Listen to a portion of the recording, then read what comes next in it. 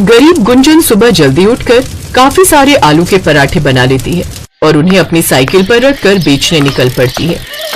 आलू के पराठे, गर्मा गर्म करारी करारी चटपटे आलू के पराठे, मक्खन मारकर ले लो ले लो ले लो। गुंजन लगातार अपनी साइकिल पर आलू के पराठे बेचने के लिए आवाज लगा रही थी। उसकी आवाज सुनकर कुछ ग्राहक उसके पास आ जाते हैं।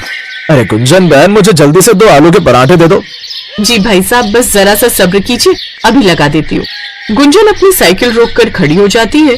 ऐसे ही सामने बनी फैक्ट्री के मजदूर भी उसके पास आलू के पराठे खाने आते हैं। क्या मजेदार पराठे हैं गुंजन बहन, मेरे लिए 2 और लगा दो।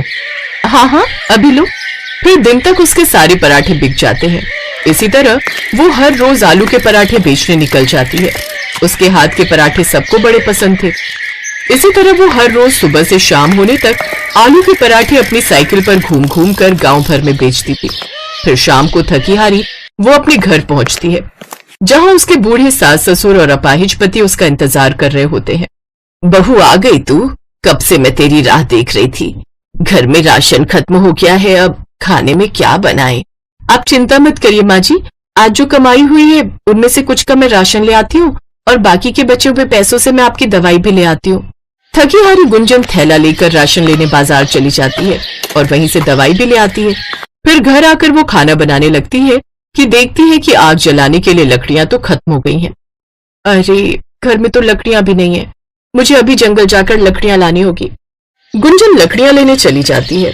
कुछ देर बाद घर लौटकर वो सबके लिए खाना बनाती है। फिर सबको खाना परोसकर बर्तन धो देती है। इन्हीं सब में उसे रात का 1 बज जाता है। फिर 4 घंटे की नींद लेकर वो सुबह फिर जल्दी उठकर घर का सारा काम निपटाकर चूल्हे पर आलू के पराठे बनाकर तैयार कर लेती है। फिर अपनी साइकिल पर उन्हें बेचने निकल पड़ती है। आलू के पराठे, करारे करारे स्वादिष्ट आलू के पराठे ले लो। कुछ देर बाद वो बाजार में जाकर खड़ी हो जाती है। ये देख दूसरे फेरी वाले गुस्सा होने लगते हैं। जब से गुंजन आलू के पराठे बेचने लगी है तब से हमारा धंधा चौपट हो गया। पहले जो भीड़ हमारे ठेले पर रहा करती थी, अब वो सारी उसकी साइकिल के पास जाकर आलू के पराठे खाती है। बिल्कुल ठीक कहा तुमने मदन भाई, इस औरत ने तो हमारी कमाई आधी कर दी है। न जाने क्या जादू है इसके आलू के पराठों में। गुंजन के हाथों में कमाल का जादू था। वो बहुत ही बढ़िया आलू के पराठे बनाती थी। गुंजन का पति विजय दूसरे गांव में एक फैक्ट्री में काम करता था। उस गांव से आते जाते उसकी मुलाकात गुंजन से हुई। फिर दोनों में प्यार हुआ और दोनों ने शादी कर ली। शादी कर गुंजन माधोपुर गांव अपने ससुराल आ गई। उसके गांव में उसके बूढ़े सास ससुर थे। सब कुछ अच्छा चल रहा था। गुंजन और विजय भी एक दूसरे के साथ बहुत खुश थे। लेकिन एक रोज जब विजय दूसरे गांव से साइकिल से घर लौट रहा था, तभी उसकी टक्कर एक बस से हो गई, जिसमें विजय अपाहिज हो गया। तब से घर खर्च चलाने के लिए गरीब बहू गुंजन आलू के पराठे विजय की पुरानी साइकिल पर बेचने लगी। लेकिन गांव के कुछ फेरी वाले अब उससे जलने लगे और उन्होंने अब उसको सबक सिखाने की ठानी। एक रात, राजू अच्छा मौका है, अभी वो सब सो रहे होंगे। बता दे उस साइकिल वाली को हम लोगों से पंगा लेने का क्या अंजाम होता है। तोड़ दे उसका ये साइकिल ढाबा। अभी लो हुजूर। राजू और मदन मिलकर उस गरीब बहू का साइकिल ढाबा तोड़ देते हैं। अगली सुबह जब गुंजन बाहर आई तो अपनी साइकिल का ये हाल देखकर हैरान रह गई। हे राम, ये क्या हो गया? किसने किया ये सब? आखिर किसने ये मेरा साइकिल ढाबा तोड़ दिया? अब मैं क्या करूंगी? अपने आलू के पराठे कहाँ बेचूंगी? अब इतने पराठे बनाए, आज बेचने नहीं गई तो बहुत नुकसान होगा। कीड़े पड़े उसे जिसने हमारी साइकिल का ये हाल किया है। बहू तू घबरा मत, अपने पास वो टोकरी है ना, तू उसी में ले जाकर अपने आलू के पराठे बेचने जा। अपनी सास की बात गुंजन को सही लगती है और वो टोकरी में आलू के पराठे और माखन सर पर रखकर बेचने निकल पड़ती है। लेकिन जहां वो पहले कुछ ही मिनटों में पहुंच जाती थी, अब उसे वहां पहुंचने में काफी वक्त लगता था। साथ ही पैदल घूम घूम कर वो थक भी जाती थी। फिर शाम को थकी हारी वो घर पहुंचती है। क्या हुआ गुंजन, तुम्हारा चेहरा क्यों उतरा हुआ है? आज साइकिल न होने के कारण मैं ज्यादा जगह पराठे बेचने नहीं जा पाई, जिससे आज ज्यादा बिक्री भी नहीं हुई और पराठे भी काफी बच गए। ये सब मेरे कारण ही हो रहा है ना। काश ना मैं अपाहिज होता और ना तुम्हें इतने दुख देखने पड़ते।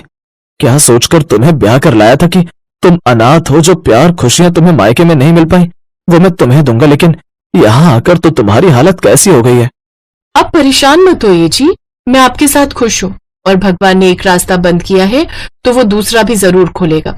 और बहू, जो पराठे बच गए हैं ना, उन्हीं को गर्म कर दे, आज हम वही खा लेंगे। वो सब वही सुबह के बने हुए आलू के पराठे खाते हैं और सो जाते हैं। फिर अगले दिन वो फिर से आलू के पराठे बनाकर टोकरी में रखकर बेचने निकल जाती है।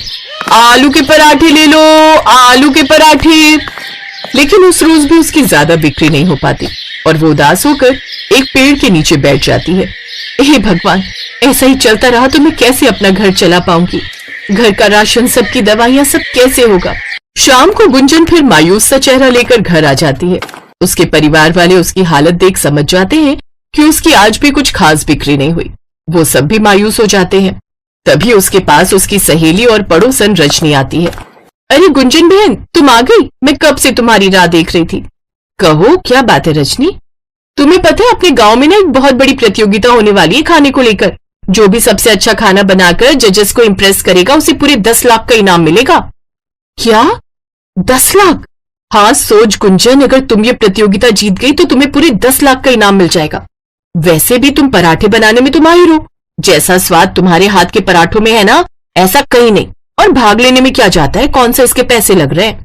बस फिर क्या था, गुंजन रजनी के साथ वहां गई और उसने प्रतियोगिता में अपना नाम लिखवा लिया। 3 दिन बाद प्रतियोगिता का दिन भी आ जाता है, जहां और भी कई अच्छे घरों की औरतों ने पार्टिसिपेट किया होता है। उन औरतों को देख वो घबरा जाती है। हे भगवान, इन सबको तो मुझसे अच्छा खाना बनाना आता होगा। हे प्रभु, मेरी रक्षा करना। प्रभु का नाम लेकर गुंजन खाना बनाने लग जाती है। वो आलू के मजेदार पराठे बनाकर तैयार कर लेती है। कुछ ही देर में पूरे हॉल में आलू के पराठों की महक फैल जाती है। फिर जजेस अपना फैसला सुनाते हैं। यहाँ पर कई बड़े बड़े घरों की महिलाएं भी शामिल हैं जिन्होंने कई महंगी महंगी और नई डिशें बनाई हैं, लेकिन जो स्वाद तुम्हारे हाथों के आलू के पराठों में है वो कहीं भी नहीं। इसीलिए इस प्रतियोगिता को तुम जीत गई हो, साथ में 10 लाख का इनाम भी। ये सुनकर गुंजन बहुत खुश होती है। अब वो उन पैसों से एक पक्का घर बनवाती है, साथ ही गांव के बाजार में अपना एक ढाबा खोल लेती है और उसमें आलू के पराठे बनाकर बेचने लगती है, जिससे उसकी खूब कमाई होती है और अब वो अमीर हो जाती है। अब गुंजन की गरीबी दूर हो जाती है और वो खुशी खुशी अपना ढाबा चलाती है।